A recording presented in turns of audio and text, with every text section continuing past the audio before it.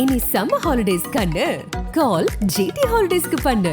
South India's #1 travel brand. அகிலத்தை ஆளும் உழைப்பின் உறுதியை என்றும் வணங்கும் அக்னி.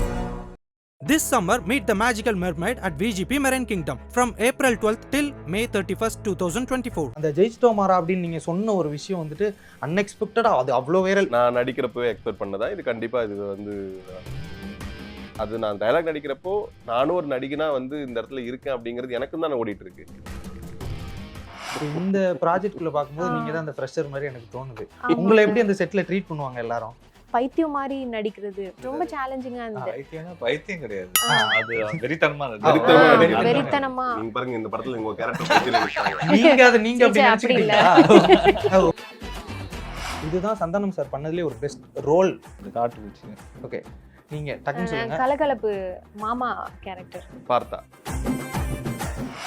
நான் ரீசெண்டாக வந்து ஆண்டனி என்னென்ன பார்க்க போயிருந்தேன். லொல்லு சபா ஆண்டனி என்னென்ன சேஷொன்னும் நானும் போய் பார்க்கணும். சேஷொன்னும் இல்லை அப்படின்னு சொல்லியிருந்தாரு. இடத்துல இப்போ இல்லை. அதுக்கப்புறம் அவுட் பார்க்கும்போது உங்களுக்கு அது எந்த அளவுக்கு நான் எமோஷ்னலாக இருந்தது? அவர் இறந்ததுக்கப்புறம் எல்லாத்தையுமே நான் பார்த்துட்டே இருக்கேன் இல்லையா. மனோபாலா சாருமே அதே மாதிரி தான். ரிவ்யூஸை வச்சுலாம் இங்கே ஒன்றுமே இங்கே இல்லை. ஏன்னா அவங்க எங்களுக்கு ஃப்ரீ ப்ரொமோஷன் தான் பண்ணிட்டு இருக்காங்கன்னு நினச்சிக்க வேண்டியது அவ்வளோதான். இதெல்லாம் எப்படி காமெடின்னு பண்ணுறீங்க அப்படின்னு நீங்கள் நினைக்கிற ஒரு டைப் ஆஃப் காமெடி எனக்கு அவ்வளோ மீம் வந்திருக்கு இந்த அண்டர் ரேட்டடுங்கிற வார்த்தையை போட்டு. உங்களுக்கு எனக்கு அண்டர் ரேட்டட் அன்சங் இன்னும் எங்கேயோ போகணும், ஏன்டா கொண்டாடாமல் இருக்கீங்க அப்படின்னு வெளியில் அவங்களுக்குள்ளே கேட்குற மாதிரி இருக்குல்ல. எல்லாருக்கும் வணக்கம். வணக்கம். எப்படி இருக்கீங்க எல்லாரும்? குட், ரொம்ப நல்லா. ஓகே, ஃபர்ஸ்ட் ஆஃப் ஆல் இது வந்து ஒரு இன்டர்வியூ மாதிரி இல்லாமல் ஜாலியாக டிஸ்கஸ் மாதிரி எதாவது பண்ணிட்டு இருக்கோம். ஓகேவா? ஃபர்ஸ்ட் ஆஃப் ஆல் காமெடி அப்படின்ட்டு ஒரு இது எடுத்துகிட்டு வரீங்களாண்ணா, அது ரைட்டிங்கில் எந்த மாதிரி இருக்கும்? மேக்கிங்க்கு போனதுக்கப்புறம் அது வேறு மாதிரியெல்லாம் சேஞ்ச் ஆகுமா? ஆமாம், கண்டிப்பாக. காமெடி வந்துட்டு ஒரே இடத்துல நிற்காது. ஆக்சுவலாக நம்ம எழுதும்போது ஒன்று வரும் இல்லையா, அது டெவலப் ஆகிட்டே இருக்கும். அது மேக்கிங்கில் மட்டும் கிடையாது, அங்கேருந்து டப்பிங்கில் இதுவாகும், சவுண்ட் எஃபெக்ட் வரைக்கும் அது போகும். ஆக்சுவலாக காமெடி வந்து சவுண்ட் எஃபெக்டோட சில காமெடிகள் கிரியேட் ஆகும். ஓகே, ஸோ காமெடிக்கு வந்துட்டு என்னது சொல்லுவாங்க, எல்லையே கிடையாது, வரையறையே கிடையாது. அது பாட்டு எங்கே ஒன்றா கிரியேட் ஆகிட்டே இருக்கும். கடைசியில் வாய்ஸ் ஓவரில் கூட ஒரு வாய்ஸ் போட்டு அதை கூட சிரிக்க வைக்க முடியும் இல்லையா. ஸோ காமெடி வந்து கண்டினியூ ஆகிட்டே இருக்கும். ஆனால் நீங்கள் வந்துட்டு எனக்கு தெரிஞ்சு ஒரு காமெடி படத்தில் ஃபுல் ஃப்ளெஜ்டாக இருக்கிறதுனா எனக்கு தெரிஞ்சு இதுதான். மற்றபடி கேரக்டர் ஆர்டிஸ்ட்டாக நீங்கள் நிறைய படங்களை ட்ராவல் பண்ணுறீங்க.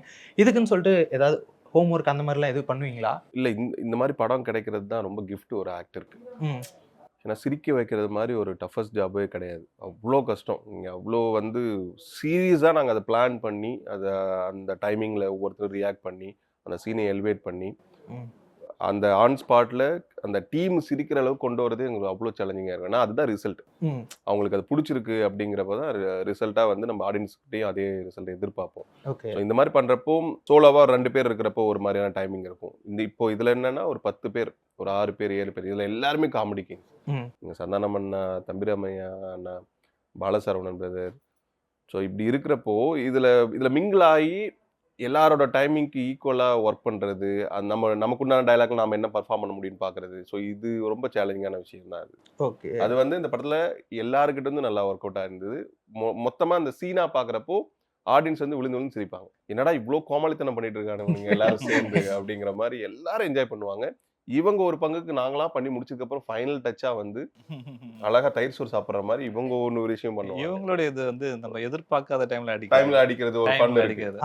ஸோ அது நீங்க யூஸ்வலா வந்து ஃபீமேல் லீட் வந்து அவ்வளோ பண்ணி நீங்க பார்த்துருக்க முடியாது. இல்லை காமெடி அவங்களுக்கு இருக்கிறதுல மோஸ்ட்லி ரொமான்ஸ் பண்ற மாதிரி தானே இந்த படத்துல அவங்களுக்கு எல்லாமே டான்ஸ், காமெடி, நீங்க எதிர்பார்க்காத இடத்துல காமெடி ஒன்று எதிர்பார்த்த ஆடியன்ஸ் வந்து இந்த பொண்ணு நல்லா பண்ணிருக்கா, செமையா இருக்கு அப்படிங்கிற மாதிரி இருக்கும். அந்த மாதிரிலாம் நிறைய போர்ஷன்ஸ் இருக்கு. அது எப்படி இவங்க பண்ணுவாங்க அப்படின்னு நீங்க அந்த ஹோப் வச்சீங்க அவங்க மேல? ஆடிஷன்ல எனக்கு இப்போ கூட மறக்காது. இப்போ கூட நான் அந்த ஆடிஷன் வீடியோ கூட திருப்பி கூட பார்ப்பேன். என்ன பண்ணுவாங்க ஆடிஷன்ல? என்ன பண்ணுவாங்க? ரொம்ப இயல்பாவே அவங்களுக்கு அந்த நான் எதிர்பார்க்குற அந்த ஆக்டிங் இருக்கும். அந்த என்ன சொல்ல குறும்புத்தனம் இருக்கு இல்லையா, நீங்க பார்க்கும்போது தெரியாது, ஆனா அது பண்ணும். அது அந்த குறும்புத்தனத்தை அவங்க ஆடிஷன்லயே பண்ணிட்டாங்க. எக்ஸாம்பிள் சொல்லணும்னா, நான் இப்போ டைலாக், அந்த டைலாக் இப்போ தம்பி இங்கே நான் போன வீட்டுக்கு போனேன், தம்பியை போய் பார்த்தேன், இப்படிதான் நான் வீட்டுக்கு போனேன், தம்பியை போய் பார்த்தேன், ஸ்டக் ஆயிட்டாங்க சார், அப்படியே போகலாம் சார், நான் வீட்டுக்கு இப்படி வந்தது அந்த ஆக்டிங். ரொம்ப கேஷுவலா அந்த பர்ஃபார்மன்ஸ் அதிலே கொடுத்துட்டாங்க. ஓகே. அவங்க அதுக்கப்புறம் நடிக்கிறது எல்லாம் கூட நமக்கு நோட்டட் வரல. இயல்பா அது ஒண்ணு வந்தது இல்லையா? ஸோ இவங்க பர்ஃபெக்ட்டா இருப்பாங்கன்னு நான் சூஸ் பண்ணது தான். இன்னும் கூட நான் அந்த வீடியோஸ் வச்சிருக்கேன் என்னோட ஃபோன்ல. ஓகே. நீங்க இந்த மூவில டெபியூ அப்படின்னு சொன்னாங்க. இப்ப டெபியூ அப்படிங்கும்போதே கிட்டத்தட்ட ஒரு மிகப்பெரிய டீம். இதுல எல்லா விதமான ஆர்டிஸ்ட்டுமே நீங்க இருக்கீங்க. ஐ மீன் இருக்காங்க உள்ள. அது எந்த அளவுக்கு கிஃப்டடா நீங்க நினைக்கிறீங்க? தென் அவங்கள்ட்ட இருந்துலாம் ஏதாவது புதுசா கத்துக்கிட்டீங்களா நீங்க? கண்டிப்பாங்க. இப்போ ஃபர்ஸ்ட் படத்துல வந்து ஃபீமேல் லீடா ம். ஃபர்ஸ்ட் படம். ஏன்னா குட் நைட்ல ஒரு ரோல், ஒரு மணிகண்டன் மணிகண்டன் சாரோட எக்ஸ் கேரக்டர் பண்ணியிருப்பேன். ஸோ இது வந்து ஃபீமேல் லீடா ஃபர்ஸ்ட் டெபியூ அப்படிங்கிறது வந்து it is more of emotional connect தான் எனக்கு. ம். ரொம்ப இமோஷனலான ஒரு விஷயம். இந்த வாய்ப்பு வந்து அவுட் ஆஃப் நோவேர் எனக்கு வந்த வாய்ப்பு தான். என்னோட டான்ஸ் வீடியோ பார்த்துட்டு எனக்கு வந்த ஆடிஷன் கால், அந்த ஆடிஷன் கிளியர் பண்ணி இந்த ப்ராஜெக்ட் உள்ள வந்தது தான் அந்த ஜேர்னி. ஸோ ஃபஸ்ட்டு அதை ப்ராசஸ் பண்ணுறதுக்கே எனக்கு டைம் இல்லை. ஏன்னா ஆடிஷன்லேருந்து 5வது நாள்லாம் வந்து எனக்கு ஷூட் ஸ்டார்ட் ஆகிடுச்சு. எல்லாருமே பெரிய பெரிய ஆர்டிஸ்ட், ரொம்ப எக்ஸ்பீரியன்ஸ்ட் ஆர்டிஸ்ட், நிறைய கேரக்டர்ஸ் பண்ணவங்க, நிறைய படங்கள் பண்ணவங்க. ஆனால் கொஞ்சம் ஈஸியாக தான் இருந்தது. நர்வஸாக அஃப்கோர்ஸ் எல்லாருக்குமே இருக்கும். பட் ஆனால் கம்ஃபர்டபுளாக இருந்தது. ஏன்னா எல்லாருமே ரொம்ப ஈக்குவலாக ட்ரீட் பண்ணி ரொம்ப ஃப்ரெண்ட்லியான ஆர்டிஸ்டோடு தான் நான் ஒர்க் பண்ணேன். So it was easy for me. And captain cool director சாருமே வந்து ரொம்ப கூல். ஸோ எல்லாருமே ஒரு சிங்க்ல இருந்தோம். ஸோ அழகாக அந்த அவுட் வந்ததாக தான் நான் நினைக்கிறேன். ஓகே. ஆனால் இப்போது பொதுவாகவே வந்து ஆக்டிங்கில் வந்துட்டு நம்ம லைஃப்பில் எங்கேயாவது யூஸ் பண்ணுவோம். ஏதாவது ஒரு விஷயங்கள் கவுண்டர்ஸாக இருக்கட்டும், இல்லை ஏதாவது ஒரு டைலாக்ஸாக இருக்கட்டும், இதை எங்கேயாவது படத்தில் யூஸ் பண்ணணும் அப்படின்னு சொல்லிட்டுலாம் நீங்கள் யோசிச்சு வச்சுப்பீங்களா அந்த மாதிரியெல்லாம்? நம்ம எதிர்பார்க்காத நேரத்தில் நாமளே ஒரு சில கவுண்டர் ரியல் லைஃப்ல கொடுத்துருப்போம். அது ஏதாச்சும் ஒரு படத்துல யூஸ் பண்ணணும்னு நோட் பண்ணி வச்சுட்டு ஒரு லிஸ்ட் இருக்கு. அது எல்லா படங்களையும் யூஸ் பண்றதுக்கான வாய்ப்பு கிடைக்காது. ஏன்னா அந்த படம் ரெக்வயர் பண்ணும். இந்த படத்துல நிறைய ரெக்கமெண்ட் பண்ண இருந்தாலும் என் வாயை கட்டி போட்ட மாதிரி என்னோட ரோல் அந்த மாதிரி. ஸோ அதனால வந்து பெருசா வந்து டயலாக்ல ஃபோக்கஸ்ங்கிறத விட அந்த கேரக்டரோட பாடி லாங்குவேஜ்ல சில விஷயம் இருக்கு. அது அது கொஞ்சம் சேலஞ்சிங்கான விஷயம். அது நல்லா இருந்தது எனக்கு இந்த படத்துல எக்ஸ்பீரியன்ஸா. ஓகே. ஏன் நான் இதை கேட்டேன் அப்படின்னா, அந்த ஜெயிச்சிட்டோமாரா அப்படின்னு நீங்க சொன்ன ஒரு விஷயம் வந்துட்டு அன்எக்ஸ்பெக்டடா அது அவ்வளோ வைரல். இன்ன வரைக்குமே யாராவது ஜெயிச்சாங்கன்னா நான் எக்ஸ்பெக்ட் பண்ணது தான் அது. நீங்க எக்ஸ்பெக்ட் பண்ணீங்க? நான் நடிக்கிறப்பவே எக்ஸ்பெக்ட் பண்ணதான். இது கண்டிப்பா இது வந்து மீம் மெட்டீரியலா போற ஒரு டயலாக். ஏன் அப்படின்னா யாரு வின் பண்ணணும் அப்படின்னு எல்லாருமே நினைப்பாங்கன்னா கீழ இருந்து ஒருத்தன் தான் மேல வந்து வின் பண்ணுங்கிறது தான் பூஸ்டப் ஆன விஷயம். அதுதான் எல்லாருக்கும் உண்டானது. இன்னைக்கு வந்து பணக்காரனா இருக்கிற மேலும் மேலும் பணக்காரனாக விட ஒண்ணுமே இல்லாத ஒருத்தன் வந்து பயங்கர பணக்காரன் ஆகிறது, சக்சஸ்ஃபுல் பர்சன் ஆகிறோங்கிறது தான் சக்சஸ், ரியல் சக்சஸ் இல்லை. அதை ஒருத்தர் நிகழ்த்துறப்போ அது எல்லாருக்கும் கனெக்ட் ஆகும். ஏன்னா நம்ம படம் பார்த்துட்டு இருக்கிறதுல அத்தனை பேர்ல அவங்கவுங்களுக்கு ஒரு ட்ரீம் இருக்கும். சின்னதாக பொட்டி கடை வச்சிடணும், அடுத்து பெரிய ஸ்டோர் ஒன்று வைக்கணும்னு ஆசை இருக்கும், ஒரு பெரிய வண்டி வாங்கணும்னு ஆசை இருக்கும், இல்லை பெரிய ஏதாச்சும் ஒன்று பண்ணணும்னு ஒரு எண்ணம் இருக்கும்ல. அது அவங்க ஒரு நாள் இதே மாதிரி நானும் அதை சொல்லுவேன் அப்படிங்கிற ஒரு எண்ணத்தை அவங்களுக்கு உண்டு பண்ணணும்னு எனக்கு நடிக்கிறப்ப எனக்கு தெரிஞ்ச ஒரு டைலாக் தான். ஓகே. ஓன் மாறா, நம்ம ஜெயிச்சிட்டோம் மாறா அப்படின்னு சொல்றது அது எல்லாரும் கரெக்டான ஒரு விஷயம் தான். கண்டிப்பா. இப்போ வரை எல்லாருமே அதுதான். அது நான் டைலாக் நடிக்கிறப்போ நானும் ஒரு நடிகனா வந்து இந்த இடத்துல இருக்கேன் அப்படிங்கிறது எனக்கு தான் ஓடிட்டு இருக்கு. நான் ஜெயிச்சிட்ட விவேக் அப்படிங்கறத நீ ஜெயிச்சிட்ட விவேக்னு ஒருத்தர் சொல்றதும் எனக்கு நானே சொல்லிக்கிட்ட மாதிரியான டைலாக் தான் அது. ஏன்னா சூர்யா சார் கூட நடிக்கிறதுங்கிறது எல்லாருக்கும் ஒரு ட்ரீம் தான். சுதா மேமோட டைரக்ஷன் நடிக்கிறது ட்ரீம் தான். அந்த மாதிரி தான் ஒவ்வொரு படத்துலயும் அந்த மாதிரி ஒன்று மக்களுக்கு அவங்களோட ரியல் லைஃப்ல கரண்ட் ஆகிற மாதிரியான ஒரு விஷயம் ஒரு நடிகனுக்கு கிடைக்குது அப்படின்னா அதுதான் அவங்களோட ஃபிலிமோகிராஃபியா இருக்கும், அவங்களோட ரிசல்ட்டா இருக்கும். ஓகே ஓகேண்ணே. இப்போ காமெடி அப்படின்ற ஒரு விஷயம் இருக்குல்லண்ணே, ஒரு கட்டத்தில் ஒரு டைப் ஆஃப் காமெடியை ரசிச்சுட்டு வந்திருப்பாங்க. அதே காமெடி இப்போ பண்ணும்போது டக்குன்னு இது கிரிஞ்ச் அப்படின்ற மாதிரியான விஷயங்கள்ல டக்குன்னு சொல்லிடுவாங்க. அதை எழுதும் போது இது எக்ஸிட் ஆகக்கூடாது, இதுக்குள்ளே இருக்கணும் அப்படின்ற விஷயத்த எப்படி டிசைட் பண்ணுறீங்க இந்த ரைட்டிங்கில்? ஆக்சுவலாக அது டைமிங்கில் தான் இருக்குது. காமெடி பொறுத்த வரைக்கும் எந்த டைமில் கவுண்டர் அடிக்கிறோமோ அது சின்ன விஷயமா இருந்தால் கூட பயங்கரமாக சரி. ஸோ அது ரைட்டிங்கை விட டிபெண்ட்ஸ் ஆன் கேரக்டர், நம்ம ஆக்டர் மேலே தான். விஷுவல் மைண்டில் வச்சு தான் நம்ம ரைட்டே பண்ணுவோம் இல்லையா? ஸோ அதை பேஸ் பண்ணி தான் நம்ம எழுதவே ஆரம்பிப்போம். ஒரு பாயிண்ட் வைக்கும்போது நான் எங்கே நிற்கணும், இவன் என்ன எக்ஸ்பிரஷன் கொடுக்கணும், இது எல்லாத்தையும் நம்ம மைண்டில் வச்சு தான் எழுதுப்பேன். விஷுவல் மைண்டில் வச்சு தான் நம்ம எழுத போகிறோம். ஸோ அது மிஸ் ஆகாது. ஓகே. அந்த அது நீங்கள் சொல்கிறது காமெடிக்கு வந்துட்டு ரொம்ப எக்ஸைட். இப்போது கிரிஞ்சி இப்போதான் கிரிஞ்சின்ற வார்த்தைக்கு நிறைய வந்துருச்சு. அது ஆக்சுவலாக அப்பப்போ ஒரு விஷயங்கள் இப்போ நம்ம என்ன சொல்றது, சிவாஜியை வந்துட்டு ஓவர் ஆக்டிங் சொல்லி கலாய்ப்போம். ஸோ இந்த மாதிரிலாம் வரும். அது அப்பப்போ ஒன்று வர்றது தான். ஆனால் காமெடி வந்துட்டு கரெக்டான மீட்டர் இருக்கணும். நீங்க அங்க வெளியே அந்த அஜித் படத்தை சொல்ற மாதிரி தான் ஒரு நூலு தான். அப்படி போனாலும் இதுவாயிடும், இப்படி போனாலும் கிரிஞ்சி ஆயிடும். அது கரெக்டா கெஸ் பண்ணணும். அது சந்தானம் சார் மாதிரி ஒரு ஆள் இருக்காரு. அவர் எவ்வளவு வருஷம் எக்ஸ்பீரியன்ஸ், எவ்வளவு வருஷம் செம்ம காமெடி பண்ணிட்டு இருக்காரு, என்டர்டைன் பண்ணிட்டு இருக்காரு இல்லையா? அவர் இருக்கும்போது நமக்கு பிரச்சனையே கிடையாது. ஆட்டோமேட்டிக் நானுமே வந்துட்டு இந்தியா பாகிஸ்தான்ல இருந்து காமெடி ஜானர் தான் என்னோட நான் எந்த ஸ்கிரிப்ட் எழுதினாலும் அதுல கண்டிப்பா காமெடியோட தான் ஒரு காமெடி ஃபிளேவர் இருக்கும் அதுல. என்னோட ஸ்கிரிப்ட்லயும் அப்படிதான் இருக்கும். ஸோ சந்தானம் சாரும் சேரும்போது அவங்க டீமே இருக்காங்க. மாறன் சார் சரி, தம்பி Ramya sir, Bala sir, Prasanna sir, so இவங்க எல்லாம் அந்த கூல் சுரேஷ் இருக்காங்க, சேஷு, இவங்க எல்லாருமே காமெடி இருக்கு நல்லா சக்ஸஸ் ஆனவங்க. ஸோ நமக்கு எழுதும் போதே தெரிஞ்சிடும் இது செம்மையா ஒர்க் அவுட் ஆகிடும். இது வந்து இந்த ஆர்டிஸ்ட் பேசும்போது ஒர்க் அவுட் ஆகிடும்ன்றது நம்ம நல்லாவே அனலைஸ் பண்ண முடியும். ஓகே. இல்லை இது இந்த கிரிஞ்சு அப்படிங்கிற வார்த்தையை வந்து என்ன எப்படி நான் பார்க்குறேன்னா, காமெடி இது நீங்கள் எமோஷனல் எல்லாமே யூனிவர்சல் லாங்குவேஜ்.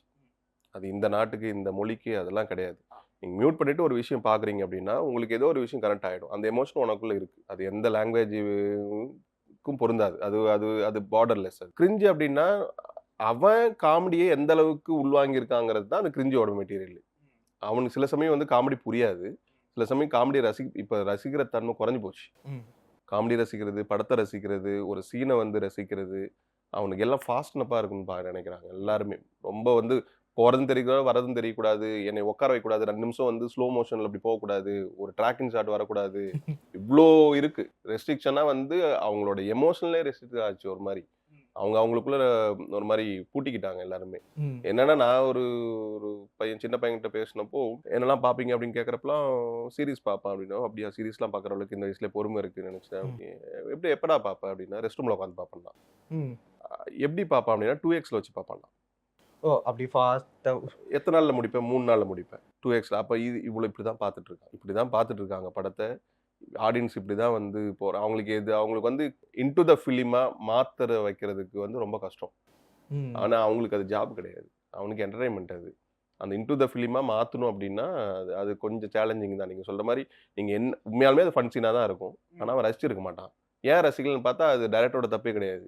அப்போ அங்கே எமோஷனில் ஏதோ வந்து ஒரு லேகாக இருக்குது. பார்க்குறவங்க கிட்ட ஏதோ ஒரு விஷயம் வந்து அவங்களுக்கு அது ஒத்து வரல, இல்லை பிடிக்கல, இல்லை கனெக்டே ஆகலை, இல்லை அது காமெடியாகவே தெரியல அவங்களுக்கு, இல்லை அவங்களுக்கு காமெடினா அவ்வளோதான் தெரிஞ்சிருக்கு. இவ்வளோ இந்த பிரச்சனை தான் அந்த கிரிஞ்சுங்கிற இதுக்குள்ளே மாட்டுறது. எனக்கு கேட்டால் எதுவுமே கிரிஞ்சு கிடையாது. அப்படி பார்த்தா நீங்கள் அம்மா கிட்ட போய் கைப்பிடிச்சி அம்மா நீ எப்படிமா இருக்குன்னு கேட்கறது கூட தான் நீ கிரிஞ்ச் ஆயிடுச்சு. ஆனால் அது கிரிஞ்சே கிடையாது. ஆமாம் இன்னைக்கு அதெல்லாம் கிரிஞ்சு என்னடா ஓவரா எமோஷனல் ஆகிறான் அப்படின்னு தானே சொல்கிறோம். அப்படிதான் ஆயிடுச்சு இப்போ. நான் ரீசெண்டாக வந்து ஆண்டனி அண்ணனை பார்க்க போயிருந்தேன். லொல்லு சபா ஆண்டனி அண்ணனை ஹாஸ்பிட்டலில் இருந்திருந்தார். அப்போ வந்து அவர் என்கிட்ட சொன்னார், நான் இப்போ ஒரு படம் நடிச்சிருக்கேன் இங்கே, நான் தான் கிங்னு ஒரு படம். அந்த படம் ரெஸ்பான்ஸ் பார்க்கணும்னு நினச்சேன், என்னால் முடியலன்னு சொல்லிட்டு என்கிட்ட அவர் எமோஷ்னலாக பேசியிருந்தார். சேஷ் ஒன்றும் நானும் போய் பார்க்கணும், சேஷ் ஒன்றும் இல்லை அப்படின்னு சொல்லியிருந்தார். உங்களுக்கு அந்த படத்தில் ஒர்க் பண்ணிட்டு இருந்திருப்பீங்க, ஒரு கட்டத்தில் இப்போ இல்லை, அதுக்கப்புறம் அவுட் பார்க்கும்போது உங்களுக்கு அது எந்த அளவுக்கு நான் எமோஷ்னலாக இருந்தது? பார்க்கும்போது ரொம்ப மிஸ்ஸிங். ஆக்சுவலாக இப்போ நான் அவர் இறந்ததுக்கப்புறம் மிக்சிங்கில் எல்லாத்துலேயுமே நான் பார்த்துட்டே இருக்கேன் இல்லையா, அது கண்டிப்பாக ரொம்ப ஃபீல் தான். ஆக்சுவலாக ரொம்ப அது எப்படி சொல்கிறதுன்னு தெரியலங்க. ஏன்னா அவர் சேஷு சார்லாம் வந்துட்டு இப்போ தான் வளர்ந்துட்டு வர்றாரு. ஆக்சுவலாக வளர்ந்துட்டு வர்றாருல, அவர் அவ்வளோ பண்ணிட்டார். சினிமாவில் பெரிய ஒரு பொசிஷன் இப்போ தான் கிரியேட் ஆகுறாரு. இந்த டைமில் அவர் இது போடுறதுன்றது பயங்கர ஒரு ஃபீல் தான். ஆக்சுவலாக ஒரு கஷ்டமான ஒரு விஷயம்தான். மனோபாலா சாருமே அதே மாதிரி தான். அது இப்போ வந்து பொதுவாக வந்துட்டு ஒரு காலேஜ் அப்படின்னா அந்த ஃப்ரெஷராக ஒருத்தர் போனாங்க அப்படின்னா அந்த சீனியர்ஸ் எல்லாம் கலாய்ப்பாங்க. இப்போ இந்த ப்ராஜெக்ட்குள்ளே பார்க்கும்போது நீங்கள் தான் அந்த ஃப்ரெஷர் மாதிரி எனக்கு தோணுது. உங்களை எப்படி அந்த செட்டில் ட்ரீட் பண்ணுவாங்க எல்லாரும்?